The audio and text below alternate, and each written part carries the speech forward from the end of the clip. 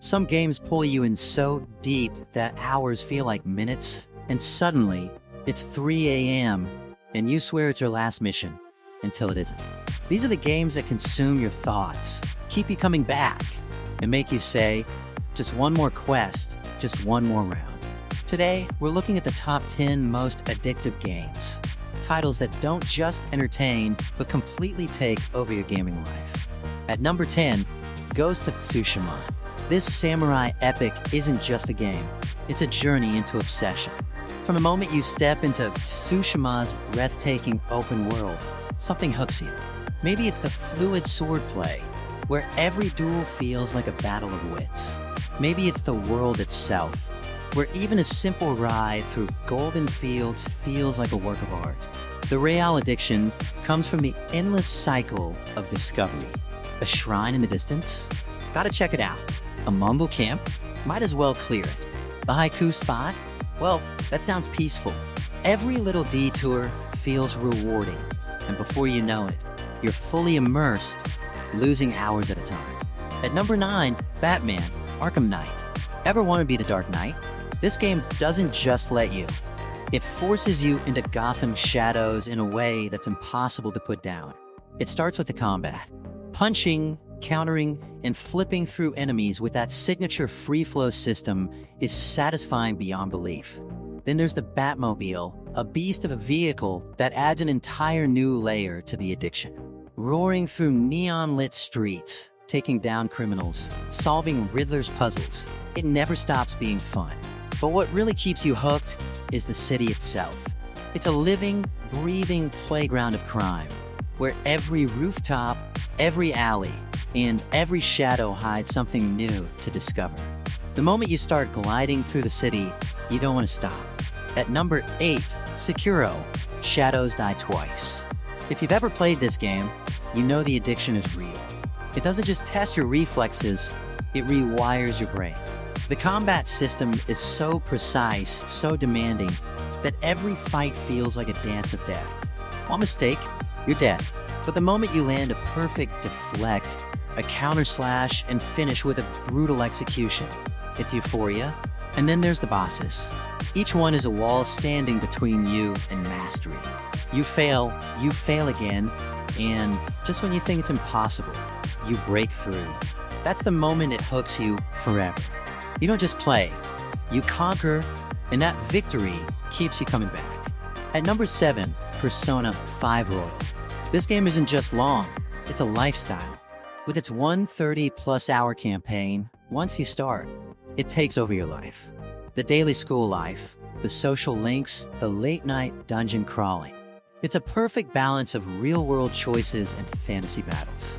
Every day is a mix of strategy, friendships, and high-stakes combat. What makes it so addictive is the loop. Go to school, hang out with friends, level up, infiltrate a palace, repeat. Each moment feels important, and every choice impacts how powerful you become. And then there's the style. The art, the music, the menus. Everything is oozing with personality. It's impossible to put down. At number 6, Baldur's Gate 3. This is Dungeons and Dragons brought to life, and it sinks its claws into you immediately. The freedom and choice is what makes it so dangerously addictive. Every conversation, every fight, and every tiny decision matters. You can persuade, deceive, romance, or kill, and no two players will ever have the same story. Then there's the combat. Tactical, challenging, and deeply rewarding. You think you'll just play one more battle, but suddenly you're 6 hours deep into an adventure you never planned. And the companions? They feel real. Their stories, their struggles, their romances, it all makes you care. Before you know it, you're emotionally invested and there's no turning back. At number 5, The Legend of Zelda, Breath of the Wild. This is freedom in its purest form. The second you step into Hyrule, there's no going back. The world begs to be explored. Climb any mountain, glide off any peak, experiment with fire, ice, and electricity. Every object, every physics interaction, it all works together to create endless possibilities. Then there's the shrines. Just one more puzzle, just one more upgrade, just one more Korok seed, and suddenly you've lost track of time. It's the kind of game where curiosity is rewarded, and every step leads to a new discovery. The moment you think you're done, you're not. At number 4, Red Dead Redemption 2. This isn't just a game, it's an experience that consumes you. Every tiny detail pulls you in. The way Arthur cleans his gun, the way your horse gets muddy in the rain, the way people react to your choices. Everything feels alive. The world is so immersive that you don't just play, you live in it. You'll start a mission, get sidetracked by a stranger, go hunting, get in a shootout, play poker, and suddenly it's 4 a.m. The writing, the atmosphere, the emotional weight. Once this world pulls you in, it doesn't let go. At number 3, Elden Ring.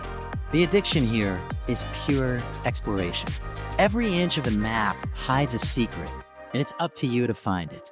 There's no hand-holding, no markers, just a vast, mysterious world where every enemy is a test, and every dungeon is a treasure trove of discovery.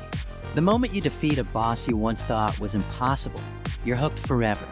And just when you think you're done, you find a new area, a new secret, a new mystery.